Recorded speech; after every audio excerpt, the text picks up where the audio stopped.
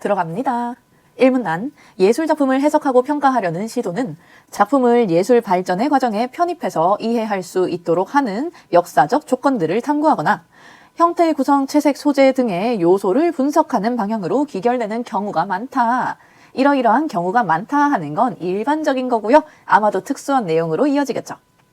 지멜은 이러한 방식으로는 예술작품의 참된 의미를 파악할 수 없다고 보고 삶과의 관련성 속에서 예술의 가치를 찾고자 하였다.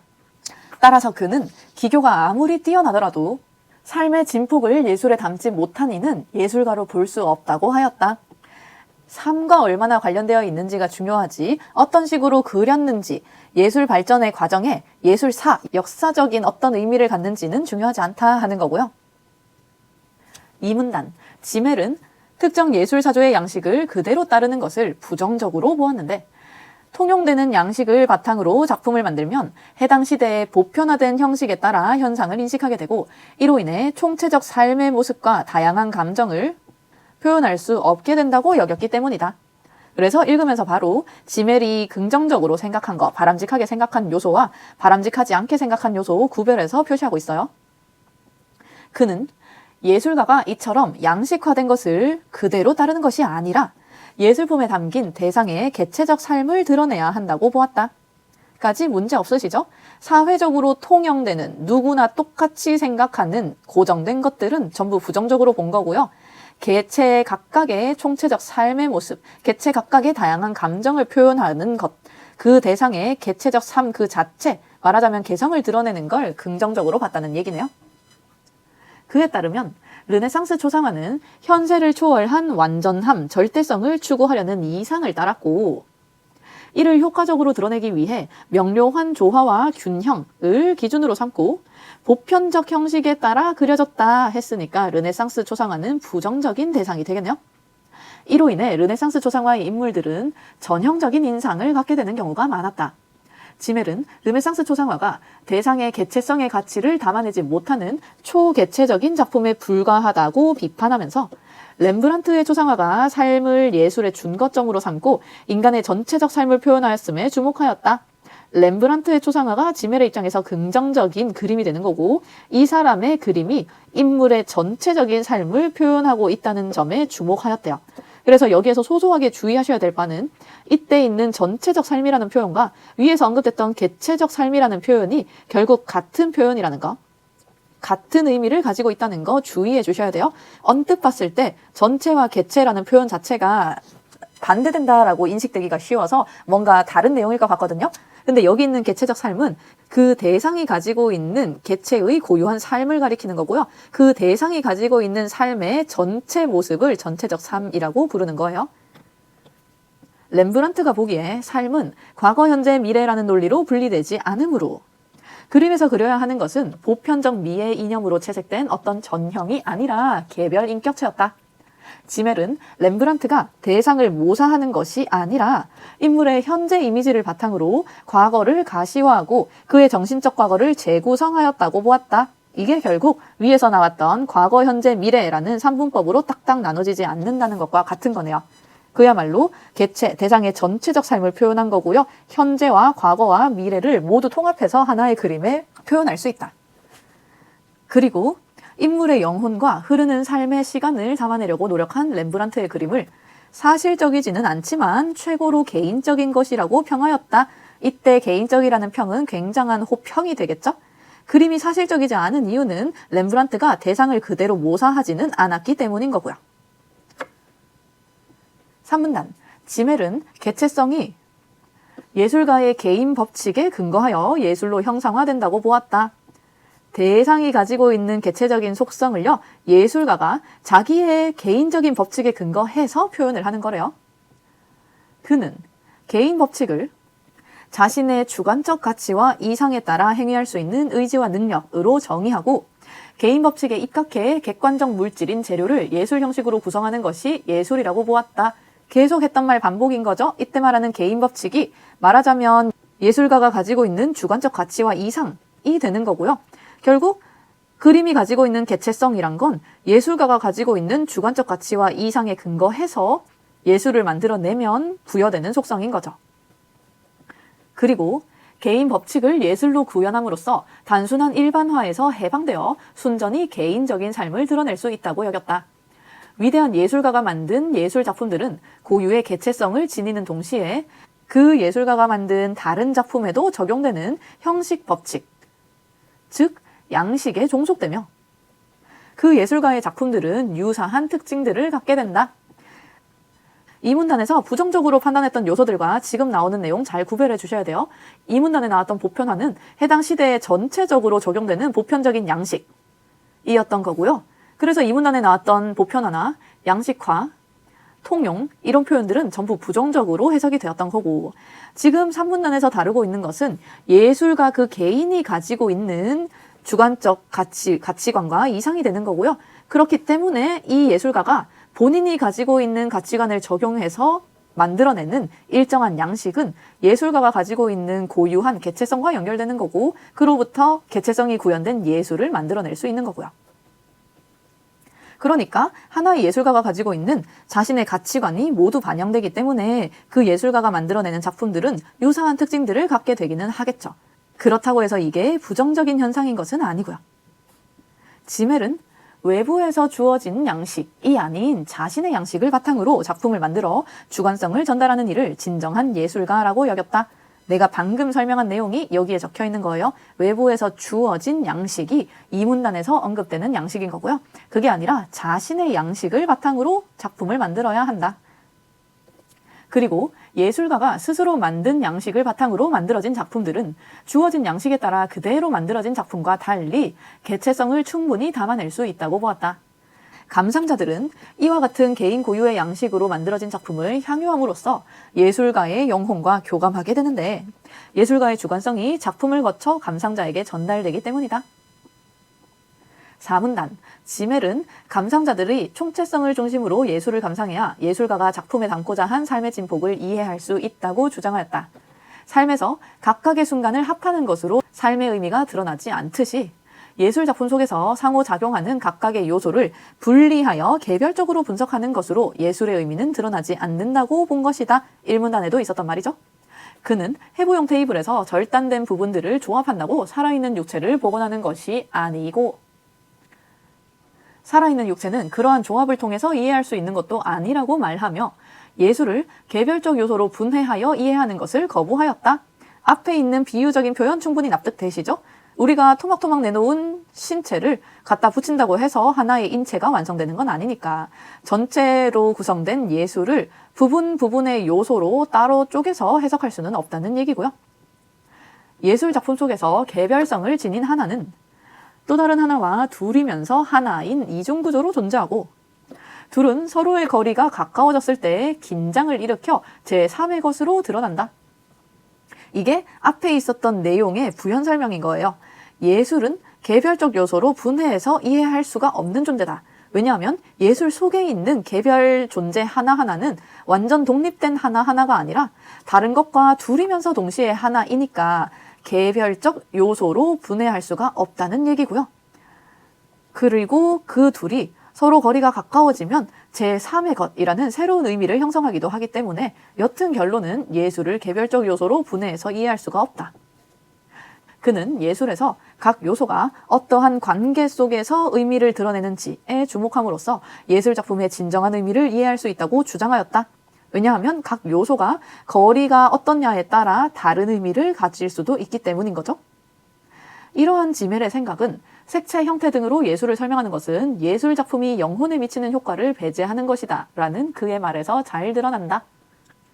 이때 말하는 색채 형태 등으로 예술을 설명하는 게 예술을 개별적 요소로 본다랑 똑같은 거죠.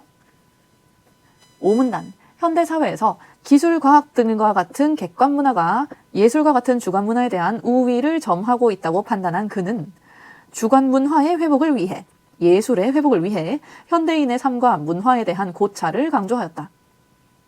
그리고 예술을 이해하는 기준은 외부에서 주어진 형식이 아닌 삶이 되어야 한다고 보았다. 사회 구성원들이 그들에게 주어진 형식을 충실히 따른다면 공동체가 결속될 수 있을 것이다. 이 표현 주의하셔야 되겠죠? 지금까지 계속해서 주어진 형식에 대해서 부정적으로 평가했었거든요. 근데 정작 주어진 형식을 충실히 따르면 공동체가 결속이 될 수 있을 것이다 라는 긍정적인 효과가 언급됐으니까 사실관계에 괜히 자의적으로 오해하지 않도록 주의 깊게 체크해 놓으시고요. 그리고 이해해 주시면 돼요. 그들에게 주어진 형식은 사회 전체적으로 일괄적으로 부여되는 동일한 형식이었으니까 당연히 서로 같은 형식을 따르면 같은 사람들끼리 더 결속이 잘 될 수 있겠죠. 동질감을 느낄 수 있으니까. 따라서 예술과 삶에 대한 지멜의 생각은 공동체 구성원들에게 방향을 설정하는 역할을 했던 전통적 가치 기준을 해체함으로써 공동체의 결속을 해칠 수 있다는 비판을 받기도 하였다. 하지만 그의 이론은 삶과 예술의 상호작용에 대해 고찰함으로써 예술을 통해 삶을 성찰할 수 있는 계기를 마련하게 하였다는 의의가 있다. 지멜의 주장에 대한 비판 의견과 지멜의 이론이 가지고 있는 의의에 대해서 언급하면서 글이 마무리가 되었습니다. 1번 문제, 윗글에 드러난 지멜에 대한 설명으로 가장 적절한 것은 맞는 것을 고르셔야 되고 1번, 전통적인 가치 기준들을 따름으로써 공동체의 결속을 공고히 하려 하였다. 전통적인 가치 기준을 따르지 않기 때문에 오히려 공동체의 결속을 해칠 수 있다는 비판이 방금 있었죠? 5문단에 적혀 있고요. 2번, 현대사회에서 주관문화가 객관문화에 대해 우위를 점하고 있다고 보았다. 비교하는 내용 나오면 언제나 주체랑 비교군 제대로 따져주셔야 되고요. 실제로는 객관문화가 예술 같은 주관문화보다 우위를 차지하고 있었으니까 둘을 바꿔주셔야 되죠. 3번, 예술작품과 관련한 역사적 조건을 고려하여 작품을 이해해야 한다고 여겼다. 역사적 조건 같은 걸 고려하는 것은 예술의 참된 의미 파악을 불가능하게 한다 했으니까 틀린 말이 되네요. 4번, 예술을 이해하는데 통용되는 양식보다 인간의 삶이 더 중요한 기준이 된다고 보았다. 이게 맞는 선지가 되네요. 직접적인 표현은 이 문단에 적혀 있었고요.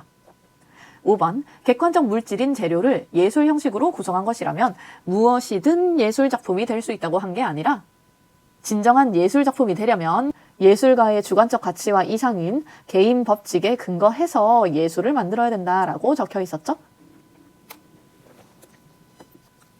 2번 문제, 가의 의미를 이해한 내용으로 가장 적절한 것은 맞는 것을 고르셔야 되고 색채나 형태 같은 일부 구성 요소를 가지고 예술을 설명하는 건 예술작품이 영혼에 미치는 효과를 배제한다는 말은 예술작품의 참된 의미를 파악할 수 없다는 얘기였죠. 그걸 감안해서 선지 고르시면 2번이 완벽한 정답이 되고요. 나머지 선지 보시면 1번, 완벽한 기교를 구사함으로써 인간의 영혼에 영향을 미치는 예술을 만들어낼 수 있다. 완벽한 기교 여부는 중요하지 않다라고 1문단에서 언급돼 있었죠. 이때 말하는 완벽한 기교라는 게 결국 어떠한 형식으로 어떠한 색채를 써서 어떠한 구성을 했는지 같은 개별 요소와 관련된다라고 연결 지으시면 될 것 같고요. 3번, 예술작품에 사용된 색채, 형태보다 작품에 사용된 소재, 작품의 구성을 파악하는 것이 중요하다. 어차피 둘 다 똑같이 개별 요소에 해당하기 때문에 틀린 선지가 되네요. 4번, 예술작품을 구성하는 각각의 요소의 특징을 이해함으로써 형식과 예술의 관계를 깨달을 수 있다. 각각의 요소가 중요한 게 아니라니까요. 5번, 예술에서 상호작용하는 요소들이 관계를 맺는 방식이 아닌 요소들의 개별적인 기능이 아니고 오히려 이거를 중시해 주셔야 돼요. 이거에 따라서 작품의 진정한 의미를 파악할 수 있다고 적혀 있었으니까.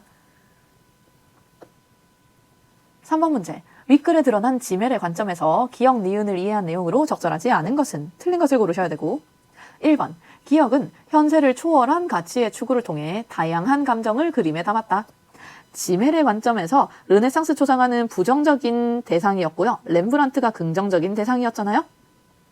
그러면 기억이 다양한 감정을 그림에 담을 리가 없겠죠. 오히려 보편화된 형식에 따르기 때문에 다양한 감정을 그림에 담을 수 없는 게 기억이 될 거예요. 그래서 정답이 바로 1번. 2번, 니은은 사실적인 성격은 부족하지만 인물의 전체적 삶을 잘 담은 그림이다. 맞는 말이죠. 사실적인 성격이 부족한 이유는 있는 그대로를 모사한 작품이 아니기 때문이었고요. 3번, 기억은 초개체적인 작품. 개체를 초월한 거기 때문에 지멜의 입장에서는 부정적인 게 되고요. 니은은 개체적 삶을 드러낸 작품이라고 할 수 있다. 맞는 말. 4번, 기억은 니은과 달리 해당 시대가 요구하는 보편화된 형식에 따라 그려졌다. 맞는 말이죠. 5번, 니은은 기억에 비해 인물의 영혼을 드러내려고 노력한 그림이다. 마찬가지 긍정적인 양식이고 맞는 말이 되네요. 4번 문제. 윗글을 바탕으로 보기를 이해한 내용으로 적절하지 않은 것은 틀린 것을 고르셔야 되고, 보기. 로댕이 활동하던 시기는 자연주의와 인습주의가 만연하였는데 전자는 자연의 인상을, 후자는 도식적인 틀을 그대로 베끼는 것이었다. 그대로 베낀다는 표현은 두 글자로 바꾸면 모사가 되는 거고요. 시멜의 입장에서 모사를 부정적으로 나타내는 표현이 렘브란트의 그림과 관련해서 언급돼 있었죠. 그럼 당연히 앞에 있는 자연주의와 인습주의는 부정적인 이론들이 되는 거고요. 이로 인해 당시 조각들은 보편화된 틀에 갇혀버리는 경우가 많았지만 로댕은 외부에서 주어진 틀에 갇히지 않고 개인 법칙을 예술로 구현하였다. 로댕의 예술적 핵심은 운동성에 있는데 로댕은 청동으로 만들어진 그의 조각들에서 운동성을 부각하는 방식으로 작품의 독자적인 생명과 진동을 부여하였다. 로댕은 운동성을 통해 완전히 새로운 양식을 획득한 것이다. 이러한 양식은 로댕의 여러 작품에서 나타난다. 로댕의 조각을 감상하는 이들은 느끼고 생각하고 체험하는 인간의 생동감을 느끼게 된다. 이렇게 감상하는 사람들이 예술가의 영혼과 교감하게 되는 거고요. 이렇게 교감을 할 수 있는 이유는 예술가인 로댕의 주관성, 개인 법칙이 작품을 통해서 감상자에게 전달되기 때문이었어요. 그대로 선지 내려가시면 1번. 로댕이 운동성을 바탕으로 한 새로운 양식을 획득한 것은 단순한 일반화에서 해방된 것이라고 할 수 있겠군. 맞는 말이죠. 2번. 로댕의 여러 작품은 예술가가 스스로 만든 형식 법칙을 바탕으로 만들어진 것이므로 개체성을 충분히 담아낼 수 있었군. 맞는 말. 3번. 로댕이 활동하던 시기에 자연의 인상을 그대로 작품에 드러내고자 한 다른 작가들의 조각은 개인 법칙을 바탕으로 만들어진 것이겠군.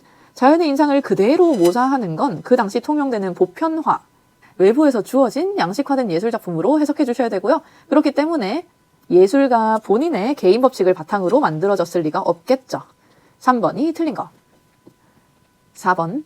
로댕의 조각을 감상한 이들이 느끼고 생각하고 체험하는 인간의 생동감을 느끼는 것은 예술가의 주관성이 작품을 거쳐 감상자에게 전달된 결과이군. 정확하게 같은 표현이 산문단에 적혀 있었고요. 5번. 청동으로 독자적인 생명과 진동을 부여한 로댕의 조각상은 주관적 가치와 이상에 따라 행위할 수 있는 의지와 능력을 예술 형식으로 구성한 것이군. 다른 말로 바꾸면 개인 법칙을 예술 형식으로 구성한 거라는 말이 되어서 맞는 표현이 되죠. 5번 문제. 문맥상 A에서 E와 바꿔쓰기에 적절하지 않은 것은 틀린 것을 고르셔야 되고요. 여러 번 나왔던 단어 모사한다 라는 단어는 있는 그대로 따라 그리는 걸 가리키니까요. 아름답게 미화하는 것과는 다르겠죠? 3번이 정답. 여기까지 이 지문 설명 마무리하도록 할게요. 고생했어요.